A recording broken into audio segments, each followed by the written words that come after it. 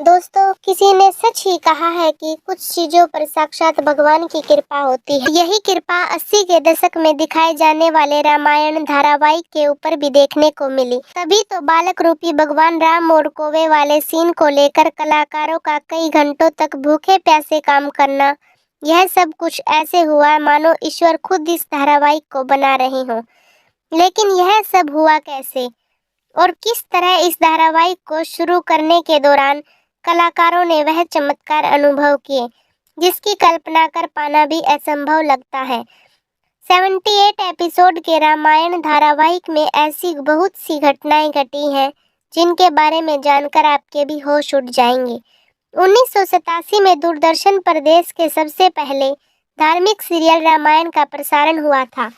रामानंद सागर ने सीरियल को बनाने में पानी की तरह पैसे बहा दिए। बहुत ही कम लोग यह बात जानते हैं कि सुपर डुपर हिट होने वाले रामायण धारावाहिक को सूचना और प्रसारण मंत्रालय से कई बार रिजेक्शन का सामना भी करना पड़ा। इसके चक्कर में रामानंद सागर ने कितनी बार सरकारी दफ्तरों के चक्कर भी लगाए, तब जाकर रामायण को प्रसारित करने की इजाजत मिली थी।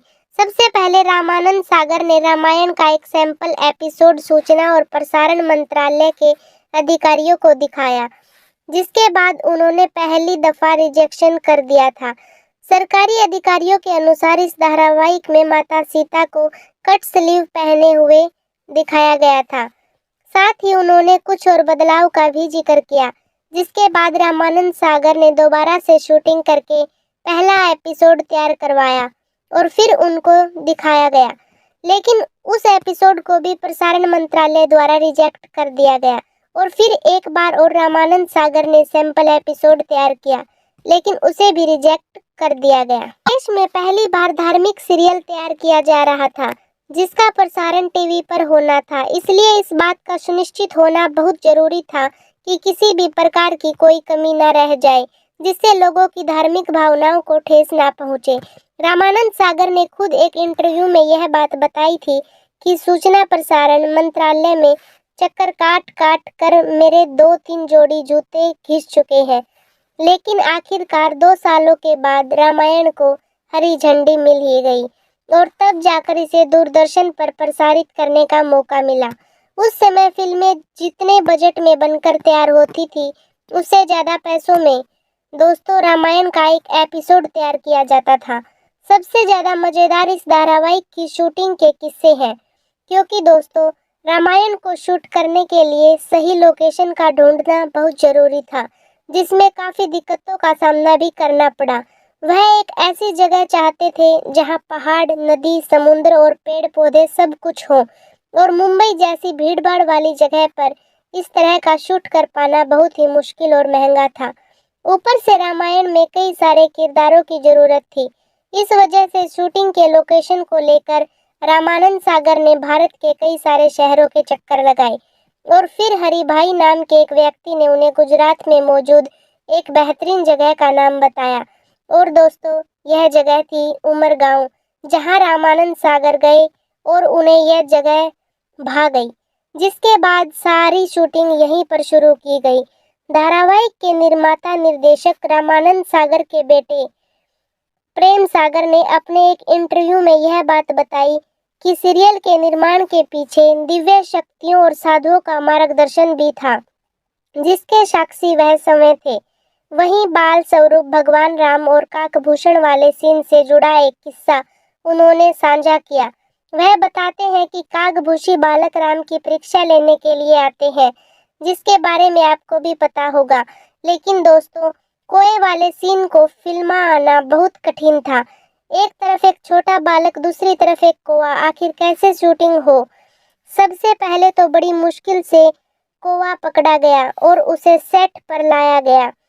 लाइट और कैमरा ऑन हुआ, तब रामानंद सागर कौवे के पास गए और हाथ जोड़कर उसे प्रणाम किया और बोले कि हे काग भूषी जी, मैं संकट में हूँ, कृपया मेरी सहायता करिए।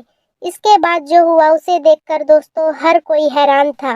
एक मजा हुआ कलाकार जिस तरह काम करता है, ठीक उसी तरह कौवा भी काम कर रहा था। प्रेम सागर बताते हैं कि जब पापा जी कहते थे कि बच्चे को देखो तो कौवा उसकी तरफ देखने लगता था।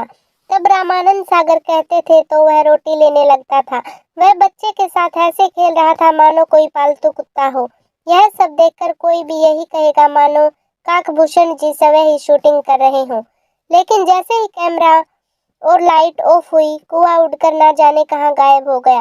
रामायण में माता सीता का किरदार निभाने वाली दीपिका चिखलियों के अनुसार रामानंद सागर हर एक सीन को बिल्कुल परफेक्ट तरीके से करना चाहते थे। उन्हें किसी भी प्रकार की कमी नहीं चाहिए थी। वह रात में 2-3 बजे तक शूटिंग करते थे, इसलिए दीपिका पूरे महीने सेट पर ही बिताती। उनका मुंबई आना जाना भी नहीं हो पाता था। और आपको बता दें, जब रामायण की शूटिंग हुई तो उस टाइम दीपिका की उम्र सिर्फ 15 साल थी।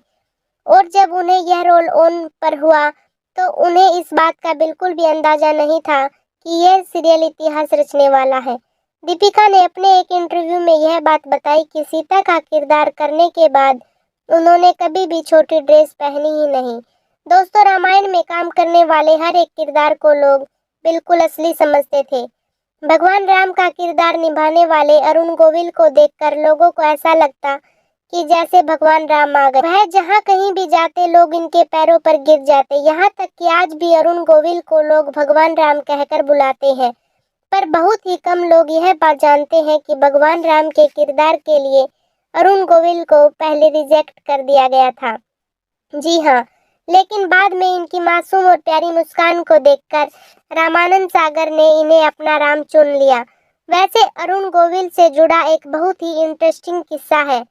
वह यह है कि जब भरत के द्वारा भगवान राम को यह सूचना मिलती है कि राजा दशरथ नहीं रहे, उस समय कैसा एक्सप्रेशन देना चाहिए, यह तय कर पाना अरुण साहब के लिए बहुत ही मुश्किल था, क्योंकि वह एक भगवान का किरदार अदा कर रहे थे और भगवान रो नहीं सकते और चेहरे पर उदासी का भाव लाने नहीं देना था, क्योंकि भगवान राम को पहचाना ही उनकी सादगी और हर परिस्थिति में स्थिर रहने के कारण जाता था।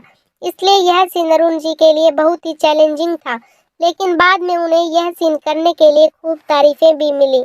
यहाँ तक कि भगवान राम की आंखों में आंसू देखकर जनता के भी आंसू छलक पड़े। लोग वह महसूस कर पा रहे थे कि पिता के जाने का गम भगवान राम को कितना हुआ है। भगवान राम के परम भक्त हनुमान जी का किरदार निभाने वाले दारा सिंह जी को भला कौन भूल सकता है। उन्होंने पर्दे पर इस किरदार को दोस्तों एकदम जीवंत बना दिया। लेकिन बहुत ही कम लोग यह बात जानते हैं कि जब रामानंद सागर ने उन्हें यह रोल ऑन कर दिया तो उन्होंने इसे करने से साफ मना कर दिया था, क्योंकि उस समय दारा सिंह 60 साल के हो गए थे। इसलिए अपनी उम्र का हवाला देकर उन्होंने काम करने से इनकार कर दिया। पर जब रामानंद सागर जी ने काम करने के लिए जिद करी, तब जाकर उन्होंने हनुमान जी का किरदार निभाने के लिए हाँ कह दिया, क्योंकि रामानंद सागर जानते थे कि अगर इस आइकॉनिक किरदार को कोई बलशाली इंसान कर सकता है तो वो सिर्फ दारा सिंह ही है। और इस किरदार को निभाने के लिए दारा सिंह ने अपनी श्रद्धा से चिकन मटन जैसी सभी चीजों को त्यागने की शपथ ली थी।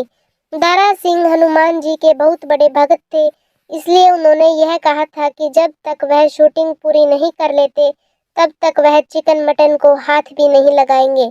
और दोस्तों, नटखट लेकिन तेज लक्ष्मण का किरदार निभाने वाले सुनील लहरी को भी लोगों ने खूब पसंद किया।